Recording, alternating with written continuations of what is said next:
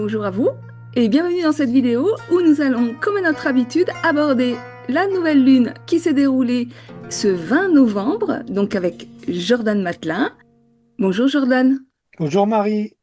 qui est astrologue en astrologie védique et donc qui emploie le même zodiaque que moi, c'est-à-dire le zodiaque sidéral. Et donc nous allons partager nos pratiques, notre vision des choses. Et ben, on va commencer comme d'hab par donner la main à Jordan. Est-ce que tu peux nous dire déjà, avant de partager ton écran, les grandes lignes de cette nouvelle lune? Oui, alors salut à tous. Les grandes lignes, c'est une nouvelle lune au tout début du Scorpion. Et puis les particularités de cette nouvelle lune, c'est qu'il y a vraiment, on peut dire, un amas planétaire qui est dans ce Scorpion. Et puis il y a une autre planète qui est juste avant, à la fin de la Balance, mais qui est aussi dans le même nakshatra, qui s'appelle Vishaka. Et donc, euh, et donc on va voir pas mal ce que signifie ce nakshatra. Et l'autre particularité, et là je pense que tu pourras aussi un petit peu m'aider à travers ça, parce que il y a une opposition pile avec Uranus qui est en face. Et moi, j'utilise pas trop les transsaturniennes en astrologie indienne. Donc tu seras d'une grande aide, mais c'est tellement parti cette opposition que ça vient vraiment chambouler toutes les énergies de ce cycle lunaire, hein. Voilà. Ok. Bah, moi, je vais me permettre de partager un petit peu ce que cette nouvelle lune me fait vivre, parce que, comme à mon habitude, j'aime bien aborder la nouvelle lune au premier croissant lunaire, c'est-à-dire que quand le premier croissant apparaît dans le ciel, ce qui permet effectivement d'avoir un peu plus de clarté sur les choses. Et il y a aussi cette énergie qui revient. Et c'est vrai que la dernière nouvelle lune, on avait beaucoup parlé de communication puisqu'elle se déroulait dans le signe de la Balance. Et on avait un peu dit comment en fait il s'agissait de d'avoir un peu de patience, de tourner cette fois sa langue dans sa bouche pour pouvoir exprimer de façon plus authentique des vérités qui n'étaient pas toujours faciles à dire. Et là, moi, avec cette nouvelle lune en Scorpion, mais c'est vraiment là ces derniers jours, hein, il y a une espèce une sorte de vérité extrêmement profonde qui me presque mais me pète à la gueule en ce moment. Enfin, c'est vraiment, enfin, comme si j'avais vraiment des prises de conscience. Ah, mais oui, mais c'est bien sûr, mais c'est bien sûr, c'est incroyable. Et des vérités qui me permettent vraiment de mettre du sens à tous les événements que j'ai traversé ces derniers temps, justement, c'est dans cette épreuve de la maladie. C'est absolument fabuleux. Et comme je suis en train d'écrire actuellement, et que cette nouvelle lune, elle se déroule aussi une rétrogradation de Saturne et de Mercure, je comprends pourquoi il y avait un petit peu ce pinaillement là à Mm. avancer dans l'écriture. Je revenais sans arrêt en arrière sur des passages. J'avais des insomnies qui me fatiguaient, enfin, puis d'un seul coup là, tout s'éclaire. C'est comme si l'archétype du scorpion là, avec toute cette amas planétaire, venait, comment dire, ouvrir les fondations, hein. On est vraiment avec le scorpion dans les profondeurs des profondeurs. Moi, j'ai ma lune en scorpion, donc ça se passe aussi à l'endroit là où j'ai ma lune. Et d'un seul coup, waouh, il y a quelque chose qui jaillit, mais d'une profondeur, mais c'est juste géant, c'est magnifique, j'adore. Bah, c'est sûr qu'avec une lune en Scorpion, là, bah, tu devais être aux premières loges, hein. Et sachant que je crois que ta lune est tout à la fin du Scorpion. Ouais. Et donc, il y a une zone, euh, en fait, toutes les zones entre des signes d'eau et des signes de feu, c'est tellement antagoniste. Euh, donc, euh, donc Poisson, Bélier, Cancer, Lion et Scorpion, Sagittaire. Ces zones-là sont appelées en astrologie indienne Gandanta, où ça peut être, il y a une dualité où ça peut être très fort, hein. On peut descendre, Ouais, euh, des tensions, ouais. oui, des tensions vraiment extrêmes, hein. Et Mm. puis ici, encore plus dans le Scorpion, la Lune est en chute, donc c'est tout la sphère émotionnelle aussi qui peut être bousculée, hein. Là, cette nouvelle Lune est aussi sur les 12 lunes Bon, des fois, il y a 13 lunes dans une année, mais sur chaque lune, en fait, on change de signe. Ici, c'est la lune où le cycle lunaire, où la lune est en chute. Donc, c'est-à-dire où cette sphère émotionnelle, elle peut être encore plus chamboulée.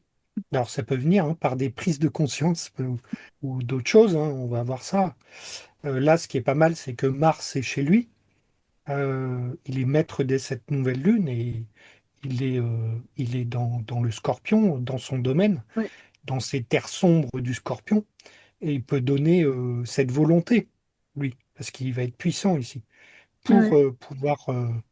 Mm, pour avoir cette énergie et passer à travers ça et mm, comme tu dis, mm. Mais passer à autre chose, quoi. tu vois, là, j'ai vraiment l'impression que d'un seul coup, tu vois, cette petite expression qui dit «et la lumière fut». Et d'un seul coup, c'est Oui. vraiment ça, c'est la lumière fut, c'est ah, waouh, tu vois, j'ai l'impression d'avoir déterré quelque chose, mais même qui vient éclairer mes 2 ans de vie, quoi. Mm, C'est incroyable, c'est incroyable. Et qui est justement en relation avec la mer, qui est symbolisée par la lune. mm, par la lune, ouais. Ouais, Ouais, ouais, ouais, ouais. incroyable. Donc voilà, alors je te laisse partager ton écran. Oui. Donc on voit ici donc le thème en le carré de l'astrologie indienne hein, de cette nouvelle lune. Donc au tout début du Scorpion, cette conjonction Lune-Soleil donc à 3 degrés 05 ici du Scorpion. Et ici donc j'ai mis une dominification avec eh ben, la maison 1 au niveau de cette nouvelle lune pour parler des énergies universelles de cette nouvelle lune. Mais comme par hasard, moi j'habite Rumilly en Haute-Savoie, et ben ça donne exactement l'ascendant ici, en maison 1. Donc pour une grande partie de la France, cette maison 1 est aussi la maison de la nouvelle lune. Donc elle est Mm, d'autant plus impactante.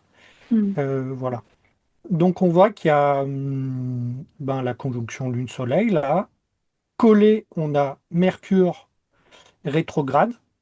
On a Mars maître de cette nouvelle lune qui est ici chez lui, à Trône, très puissant, qui est conjoint pile à l'étoile fixe d'Antares, une étoile des rois hein, qui fait opposer en fait à Aldébaran, qui est une étoile d'énergie jupitérienne et martienne.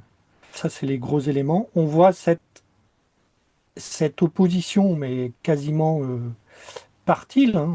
On a la nouvelle lune à 3 degrés et Uranus en taureau à 4 degrés mm. rétrograde. Donc vraiment ici, ça va venir bousculer. Hein. Uranus, ça vient renverser la table en fait. Hein. Bah, Uranus, c'est justement cet effet surprise. C'est d'un seul coup, les choses, elles se... Et Oui, ce qui est important, parce que je ne l'ai pas dit, mais ce jour-là, c'est ce jour-là où j'ai appris la guérison de mon cancer. C'est-à-dire que j'ai fait un examen approfondi et qui me dit, Madame, il n'y a plus de traces de votre cancer. Pour l'instant, c'est confirmé. Il y avait eu déjà un petit examen là, au début août, qui me disait, ben voilà, apparemment, ça a l'air d'être passé. Et là, ce jour-là, j'apprends ah, oui, cette oui, nouvelle. ça oui. Ah oui, le vin, Ouais, ok. ouais, ouais, ouais. Ouais, voilà, bah, le nouveau cycle, Ouais, incroyable. c'est ça, c'est Non mais oui, incroyable. Uranus, moi je le prends un peu sur des énergies martiennes où c'est soudain, inattendu et puis très violent. Hein. Alors, c'est très violent, oui, ça peut faire des effets d'électrochoc. Après, il y a Oui, on peut aussi le décliner sur différents plans de réalité, mais un Uranus en taureau, on est dans le signe de terre. Je veux dire, un Uranus taureau, ça pourrait donner des tremblements de terre.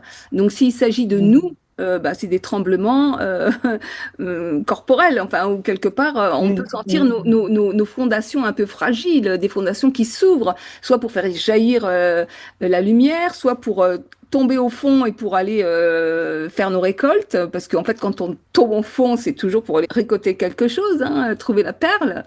Mm, Euh, mm.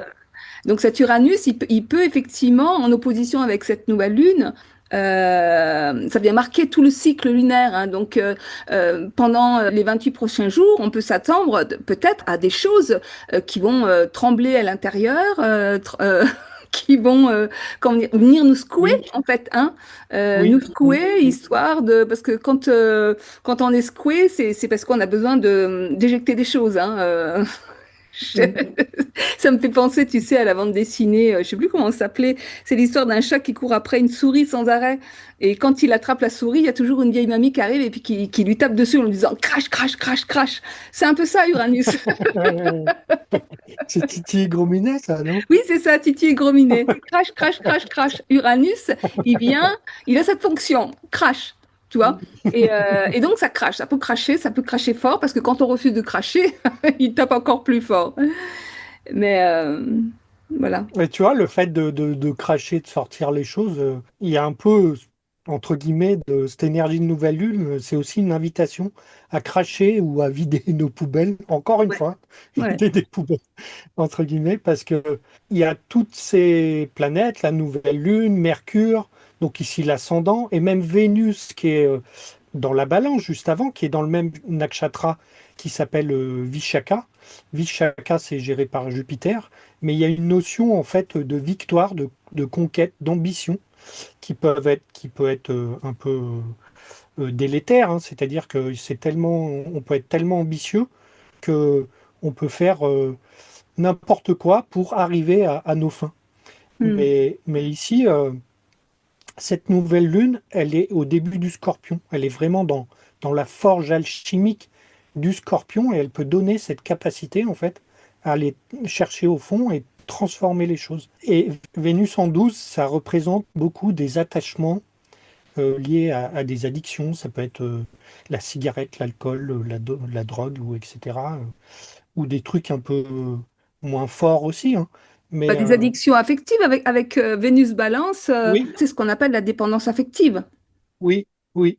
Et ici, du coup, avec un Mars qui est chez lui, dans le Scorpion, maître du Scorpion, on peut avoir cette capacité d'agir et cette volonté intérieure de vouloir, de pouvoir, en fait, d'avoir cette énergie, de passer à autre chose et d'éliminer ça. C'est Ouais. très intéressant ce que tu dis parce qu'en fait, Vénus en maison douce, ça peut vraiment parler d'attachement, de dépendance affective ou d'attachement qui sont inconscients. Donc, du La coup, maison 12, inconscient. c'est ça, voilà. Du coup, ça nous invite à prendre conscience. C'est un petit peu ça, hein, l'idée de cette nouvelle lune qui nous amène dans les profondeurs, à prendre conscience de certaines dépendances qui étaient jusqu'à présent, comment dire, inconscientes, mais qui ont besoin d'être libérées, en fait, hein. Ce qui nous permet aussi, quand on se libère d'attachement enfin de dépendance, c'est qu'on passe du ligotement qui nous emprisonne à un attachement sécure, c'est-à-dire qu'on arrive à plus de sécurité intérieure finalement, hein. Oui, oui, c'est ça. Puis, du coup, retrouver une certaine souveraineté intérieure, hein, Ça, ouais. en se détachant de ça. Mm. Et ce Mercure rétrograde, ce Mercure maître de 8 aussi, on a le maître de la maison 8 hein, qui est là et qui vient en réintégration. Donc la maison 8, elle peut être aussi liée à ce scorpion, à cette transformation. On Lui, est cerné il de vient, toutes parts. oui, et il rétrograde, c'est-à-dire qu'il va venir faire cet aspect à cette nouvelle lune. Il est à 3 degrés 20, la nouvelle lune, elle est à 3 degrés 05.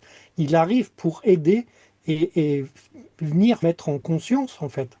Et donc, il peut y avoir ce retour de choses qui s'étaient passées et d'avoir une nouvelle vision pour pouvoir transcender en fait ça et aller à la racine. On va aller après sur Moula, parce que le premier croissant il est sur Moula, mais, mais voilà.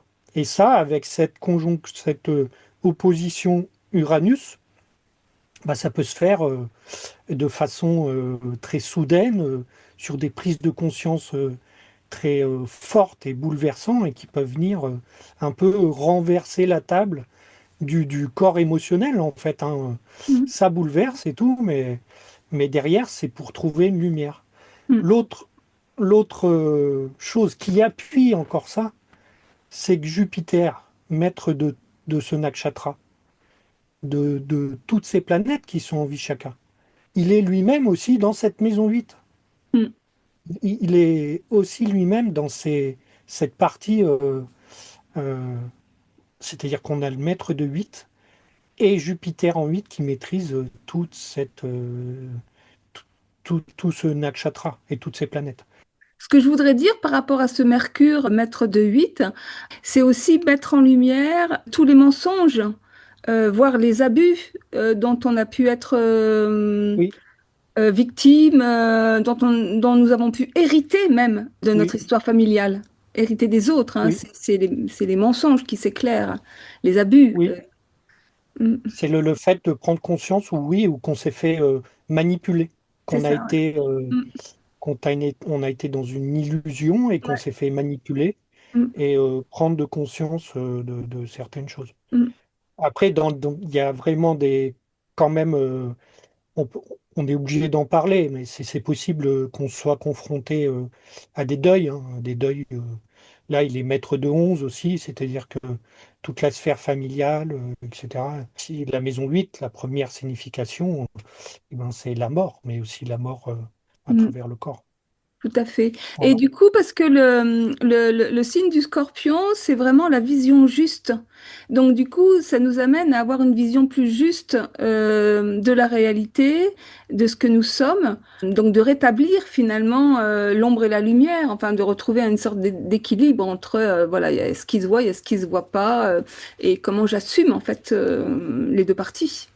Oui, oui. Après, le scorpion, ouais, pour moi, c'est vraiment aller chercher tout au fond et cette notion de profondeur et voilà.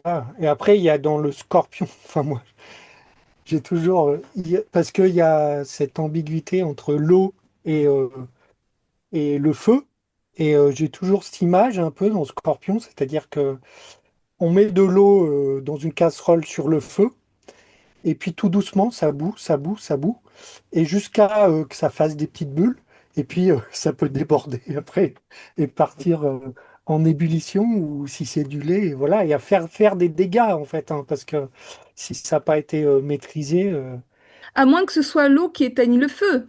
C'est-à-dire s'il y a une trop grande quantité d'eau, oui, oui, oui, oui, ça peut être, voilà, mais il y a cette image-là, et puis il y a l'autre image que ben, l'eau peut s'évaporer, entre guillemets, et puis devenir entre l'eau et le feu, et ben, une chose qui s'étère et qui s'élève, en fait, à travers la transformation de l'eau qui s'évapore. Et voilà, donc le premier croissant, en fait, la Lune va être au tout début du Sagittaire, hein. Et donc le tout premier croissant, il sera dans le nakshatra qui s'appelle Mula Nakshatra, qui est régi par la divinité qui s'appelle Nirité, une divinité qui régit la dissolution, les racines, et vraiment cette notion de profondeur, presque de noirceur, hein, d'un côté sombre, des personnes qui vont pas être dans le superficiel, qui vont aller chercher vraiment à la racine des choses. Et astronomiquement parlant, ça correspond à un trou noir. Donc c'est vraiment là où on peut aussi aller évacuer ces choses qui sont qu'on a mis en conscience en fait, mais qu'on a envie aussi ben, de se détacher de ça et de les laisser en fait partir mm, et que Niriti, elle puisse s'en occuper et qu'on puisse lâcher ça dans ce trou noir cosmique, en fait, hein, mm, et revenir avec de nouvelles énergies et une révolution intérieure et de renaître à quelque chose de beaucoup plus lumineux. Parce mm. qu'en fait, c'est cette Vénus en 12 qui doit être transformée, cette Vénus qui peut avoir des côtés d'attachement relationnel, etc. Mais une Vénus transformée, c'est une ouverture de cœur, une ouverture à bien plus grand que soi, et c'est un amour inconditionnel. Je me Ouais. permets de rectifier parce que tu as parlé d'attachement relationnel. Moi, je parle de dépendance relationnelle. C'est pas du tout la même chose parce que l'attachement relationnel, quelque part, c'est normal. Nous sommes des êtres de lien et nous Oui, avons oui, oui, forcément et oui, nous avons besoin d'attachement relationnel, mais pas de ligotement. Donc, on oui, parle vraiment de ouais. dépendance là. C'est ça, on doit avoir cette liberté, en fait, hein, sans, sans être contraint. Mm. Tout est relation, hein, Enfin, rien n'est séparé, nous sommes tous en interaction et que cette Ben oui, interaction, elle fait partie de la la ligne, vie. Et que- exactement. Ouais, ouais, non, mais c'est clair. Mais voilà, c'est vraiment le côté amour inconditionnel. Et en fait, on doit tous croître vers cet amour inconditionnel et considérer que l'autre, ben, c'est une partie du soi, une partie de nous, et puis le prendre en considération. Alors voilà, après, c'est vrai que la Lune, elle va faire son parcours tout de long de ce cycle. On voit qu'il y a trois axes importants, hein, qui font un trigone, hein. Jupiter, il est à la fin du Gémeaux, mais en fait, il est quand même assez proche en termes de degrés à cette nouvelle Lune. Et puis Saturne, rétrograde, est aussi assez proche. Il forme un trigone, hein, à cette nouvelle Lune. Il y a quand même les planètes les deux plus lentes qui font des trigones qui sont des aspects quand même harmonieux sur cette nouvelle Lune. Donc il y a une certaine aide pour moi de ces planètes-là pour, euh, pour aider en fait à ça. Mm. Euh, Oui, en sachant que avec Saturne, on intègre, on incarne les choses. Donc il y a vraiment quelque chose de profond et durable qui peut s'installer en fait. oui, oui, oui, oui. Avec Saturne, il y aura ça. C'est-à-dire qu'on incarne dans la matière, ça peut venir vraiment transformer des choses ben, dans notre vie, dans notre quotidien. Ici, en plus, il est maître de la maison 4. La maison 4, c'est le foyer, la construction, c'est-à-dire que il va encore d'autant plus amener une structure, quoi. Ça peut venir structurer un renouveau. Mm. Saturne, il peut amener ça. Le seul point, le hic, qui est dur, qui sera peut-être dur à vivre, c'est vraiment cette opposition Uranus. Ça peut être voilà, assez percutant. Oui, c'est comment les événements extérieurs peuvent nous obliger à mettre la tête dans notre caca et à Oui, voir. oui, On est obligé de oui. voir. On n'a plus le choix quelque part. Et si, oui, ça peut être des événements vraiment qui arrivent. Tu vois, si on part vraiment dans le plus côté matériel, ici, bien sûr, Mercure rétrograde. Un Mercure, ça peut donner rétrograde par rapport à cette nouvelle Lune, des problèmes de communication, de réseau, de transport, etc., qui peuvent être ici chamboulés pendant ce temps-là. Nous, ici, chez nous, on a eu les premières neiges. Il y a le froid qui arrive, voilà. Ben, peut-être que ça va un peu bloquer ça, cette communication, que ce soit par le réseau logistique, mais Oui, en même temps, euh, comment dire, pour revenir à Uranus, il se trouve en maison 7 quand même. Donc, on est dans l'axe relationnel. Donc, ça vient amplifier ce qu'on disait tout à l'heure par rapport à cette Vénus en balance et en maison 12. C'est-à-dire que oui, c'est l'axe relationnel qui est chahuté. Un Uranus en 7, il vient nous parler de la relation à l'autre. Il vient nous parler de tout ce qui n'est pas soi, éventuellement du conjoint, ébranler peut-être nos associations, ce qu'on pensait stable. Parce que c'est ça, hein, Uranus en taureau, il vient ébranler la stabilité, hein, à un moment donné. Il nous permet oui, de ouais. retrouver une stabilité en nous permettant d'évacuer ce qui va plus, en fait, hein. La vie est vivante, on est dans le mouvement permanent et ce qui est obsolète doit s'éjecter. Et donc, du coup, en étant dans la maison 7, ça peut venir ébranler effectivement le couple, les associations, certains contrats. Ah La oui, maison 7, c'est ouais. aussi la maison de tout ce qui n'est pas soi et des ennemis aussi, hein.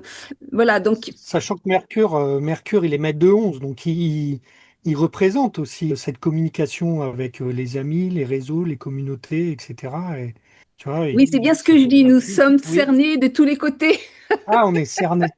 Mais il faudra faire gaffe sur le côté, parce que la Lune est en chute ici, et Mars est chez lui. Donc, il peut y avoir des actions qui sont prises dans un côté émotionnel bouleversé, et Scorpion, hein. fort et violent avec Mars. Mm, Et que ça part soudain, en plus, avec Uranus en face. Donc, ça mm, remet de l'électricité sur un truc qui bout, on remet un coup ouais, d'électricité et sur un émotionnel instable. Donc mm, ça peut sortir mais, ben, comme un volcan, ça peut sortir. avec un manque de tact ou voilà, et ça peut blesser aussi les amis. Ça peut faire du tri, hein. Quand je Mm, dis deuil tout à l'heure du deuil des amis, il peut y avoir aussi à travers ça des prises de conscience, des choses qui sont dites ou qui pètent à la mm, gueule. Et puis du coup, ça filtre en fait, ça filtre mm. le relationnel. Ouais. C'est C'est ça. quand même, c'est pas une lune tout à fait simple, très transformatrice. Il y a un gros potentiel. Cette invitation à venir lâcher des choses, Ouais. Tel que j'ai l'habitude de dire, c'est lorsque l'enfer déferle dans votre vie, c'est que bien souvent, il est en train d'en sortir. Donc, oui. ouvrez-lui grand les portes et accompagnez le processus, en fait, hein. Et après, si on parle un petit peu de l'axe des nœuds, qui est tout en maison 10. Ça peut dire que j'en ai marre de ce boulot, de, surtout en Lyon, de ce patron ou de je sais pas, qui me tyrannise et je lui dis ces quatre vérités et je me casse. Enfin là, c'est texto. Euh, Tu vois, comme je le ressens par rapport à ça. Et Bah oui, puis, en fait, on est dans l'axe de Lion Verseau, de l'individualisation, en fait, retrouver cet équilibre entre moi et les autres et arrêter quelque part de me sacrifier au nom d'un salaire, au nom d'un employeur, au nom d'une quête de notoriété, d'une quête de réussite, puisque avec un honneur en quatre, ça nous demande quand même de rééquilibrer, enfin d'investir un peu plus notre foyer, notre intime. mm. Et puis il peut y avoir aussi Vénus, ça peut représenter aussi d'une certaine manière le confort, l'argent, etc. Et se dire, eh ben, cette Vénus en 12, je la transcende, je fais fi d'un certain confort financier ou je quitte une certaine peur d'attachement financier, je change de boulot parce que j'en peux plus de me sacrifier pour mon boulot alors que je suis pas bien et que, tu Ça vois. fait poser la question possiblement de c'est quoi la véritable richesse? Parce que dans le signe du lion, on peut trouver ce côté un peu bling-bling, hein, c'est-à-dire je cherche à briller. Surtout dans le nakshatra pour Falguni, tu vois, lundi, je vais faire ce nakshatra-là, et Ouais, c'est exactement ça. C'est très relié à la matière, à le bling-bling, ouais. tu vois, au luxe, au côté, Oui, c'est ça. voilà, Et abondance, attaché à la matière, voilà. Et énormément. ce côté bling-bling, un petit peu où, oui, effectivement, on peut être attiré par tout ce qui brille, par la réussite, par, enfin voilà, nous cache souvent de la véritable richesse, en fait, hein. La véritable richesse, c'est celle qui illumine, c'est pas celle qui brille et en fout plein les yeux. Le bling-bling, ça nous aveugle, en fait, hein. Mais la véritable richesse, elle peut parfois se trouver effectivement dans cette maison 12. Oui, c'est ça, exactement. Et Ketu, ouais, de ce nakshatra, il est géré par Vénus en plus, pour Falguni. Et Ketu, il vient détacher la matière, en fait, hein. C'est la queue du dragon. Ici, lui, il vient élever à quelque chose de l'invisible et qui est transcendant et une certaine élévation. Et du coup, il y a cette invitation et cette énergie qui est forte ici, qui est tout à fait en relation avec cette Vénus en maison 12. En fait, il appuie les énergies parce que Ketu est maître de Moula. Donc, il vient rappuyer, à dire que, ben, de par le premier croissant qui est en moula, je viens aider à ça, à ce détachement de ce mauvais côté de Vénus, en fait, hein, attaché à, Mm. ça peut être De euh, dépendance, de dépendance. de J'y tiens. dépendance, ouais. Voilà. Ouais, oui, oui, oui, j'ai toujours ça. Mais dépendance, Après, moi, ce que je vois là aussi, c'est euh, que Uranus est maître du nœud nord. Et donc, il vient confirmer que oui, que si il y a des bombes qui viennent exploser dans notre vie, c'est quand même pour nous permettre d'atteindre une élévation, une forme de liberté, toujours, hein. On en revient à, oui, se délivrer de nos chaînes pour vivre cette souveraineté. Parce que c'est un petit peu de ça dont vient nous parler le signe du Verseau, hein, de la souveraineté, de la véritable oui, souveraineté. oui, oui. Oui, parce que Uranus, en astrologie, c'est ça, occidentale, il maîtrise le Verseau. C'est pour ça que tu me dis ça. Oui, oui, Saturne Oui, oui. et Uranus. Ok. Saturne et Uranus. Oui. Ok. là, moi, d'un point de vue des nakshatras, tu vois, ce Raoult en maison 4, femme de Nord, il est géré aussi par ce Jupiter en 8. Donc ça nous ramène encore aussi à ça, hein, comme un peu l'énergie d'Uranus, Mm. qui est aussi, je pense, reliée aussi à une énergie de la maison 8. Mais dans Uranus, on a vraiment la Voilà. dimension, enfin dans Uranus, tout comme dans le Verseau d'ailleurs, on a vraiment la dimension du soi avec un grand S, quelque chose de supérieur. C'est une élévation vers la conscience supérieure en fait, la conscience avec un grand C. Après, je sais pas si, tu vois, Uranus est relié aussi à tout ce qui est électricité. Bah oui, c'est le progrès en fait. C'est toujours pareil. Le Ouais, progrès, ça, ouais, ça parle ouais, ouais, ouais, ouais. d'élévation, c'est-à-dire que on s'élève vers quelque chose de plus grand que soi. Tout ce qui est le progrès, tout ce qui est aujourd'hui ben, les nouvelles sciences, les Mhm, choses mhm. nouvelles qui quelque part facilitent la vie de l'être humain. Mais le soi facilite énormément la vie. Enfin, peut la faciliter. Ouais. Non, mais c'est parce qu'il y a un truc qui me vient, tu vois, Parce que quand je quand on est pensais, je dans le me soi, disais, quand on vit dans cette conscience supérieure, on vit dans une conscience globale de la vie. C'est-à-dire que autant la conscience inférieure, elle va avoir une vision très limitée, des choses très terre à terre. Dès lors qu'on passe dans la conscience supérieure, on a cette vision globale. On voit la globalité des choses, on voit l'unité des choses, hein, le noir et le blanc, le visible et l'invisible, etc., etc. Et ce que je disais dernièrement dans une autre vidéo, l'objectif n'est pas de s'installer dans cette conscience supérieure, puisqu'en fait on a les deux, mais c'est de voyager de l'une à l'autre en fait, puisque chacune a sa mhm. fonction aussi, hein. Et ça permet d'avoir ce dézoom, en fait, de sortir Ouais. un petit peu de cette conscience inférieure, hein, et de C'est voir les c'est- situations. c'est de cette conscience supérieure qu'on peut observer en fait et comprendre ce qui se passe au niveau Mhm. de la densité plus bas. La conscience supérieure, c'est l'esprit, hein, et donc nous Mhm. sommes esprit, bien entendu, mais nous sommes aussi, en tant qu'humains, matière. Donc c'est pour ça qu'on a besoin des deux. Et oui, et du coup, je te posais ça au niveau de l'électricité parce que ça me faisait penser là, avec enfin, cette opposition pile à Mercure rétrograde, ce Mars qui est chez lui fort, je me disais, il va avoir un blackout, tu vois, il peut avoir, comme il y a eu en Espagne cet été là, tu vois, il y a un moment, il y a eu tous les réseaux il Ouais. n'y avait plus rien, ça avait tout coupé. Et je me dis, ça, c'est une configuration astrologique qui est pile poil pour qu'il se passe un truc et Ah bah qui oui, est aussi alors fort. là, c'est magique, hein, pour prendre conscience de nos dépendances. Quand on voit comment Ah on bah est là, dépendant aujourd'hui à oui, l'Internet, c'est clair, hein. ah bah là, et plus de réseau et tout, ça Plus remet de les gens, téléphone je sais pas. portable, plus que Ah voilà, rien. même 3 4 jours, hein.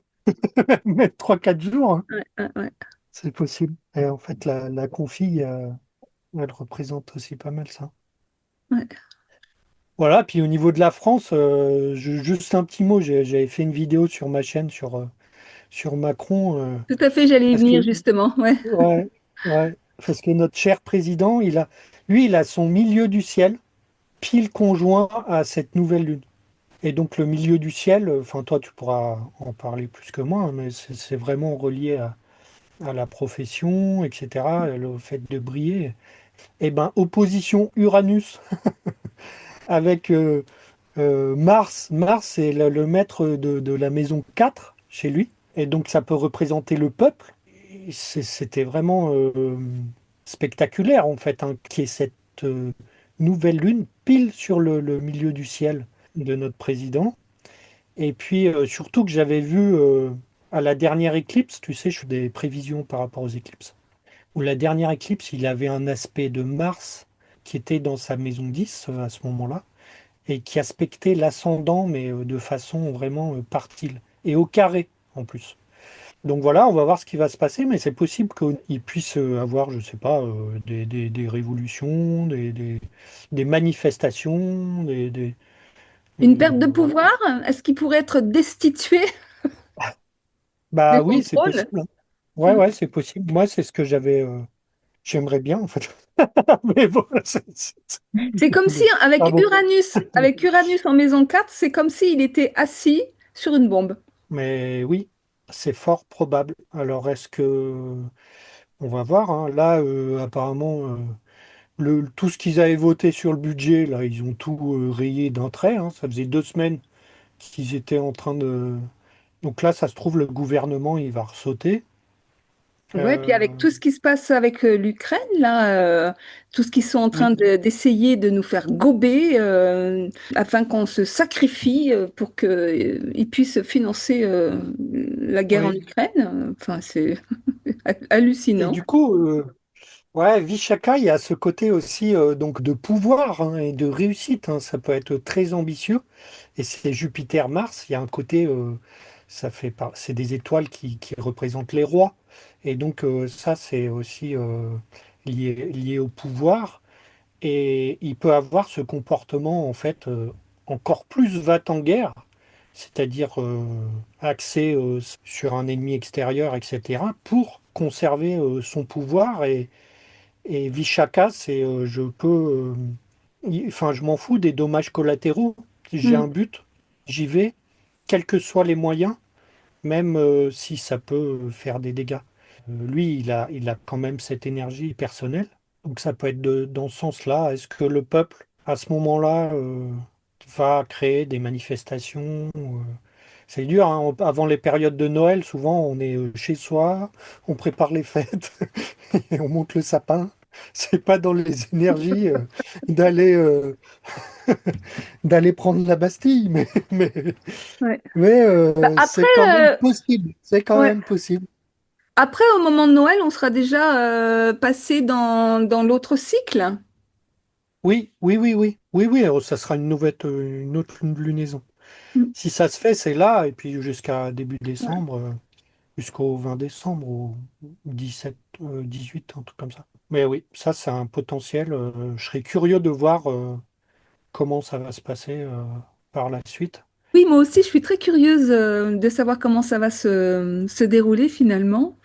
Non, mais ce qui est intéressant, c'est de voir des configurations astrologiques, de, et puis de voir comment aussi ça se manifeste à une certaine échelle au niveau de la nation, et puis bah, de confronter ça aussi, Ouais, le symbolisme avec ce qui se passe réellement au quotidien, que ce soit personnellement, mais aussi au niveau d'une nation ou mondiale.